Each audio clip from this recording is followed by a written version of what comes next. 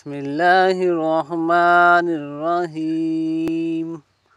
حدیث مبارکہ رسول اللہ صلی اللہ علیہ وآلہ وسلم نے فرمایا، جب رمضان کی پہلی رات آتی ہے تو شیطان اور سرکش جن جکڑ دیے جاتے ہیں، جہنم کے دروازے بند کر دیے جاتے ہیں۔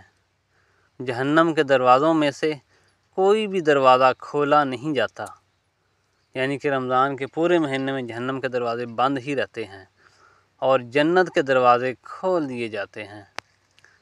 ان میں سے کوئی بھی دروازہ بند نہیں کیا جاتا، یعنی جنت کے دروازوں میں سے کوئی بھی دروازہ بند نہیں کیا جاتا۔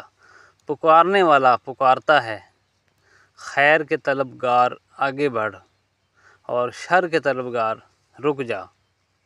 سبحان اللہ۔ اور آگ سے اللہ کے بہت سے آزاد کیے ہوئے بندے ہیں جن کو اللہ نے جہنم سے یعنی آگ سے چھٹکارا دے دیا ہے، تو ہو سکتا ہے کہ تو بھی انہی میں سے ہو، اور ایسا رمضان کی ہر رات کو ہوتا ہے۔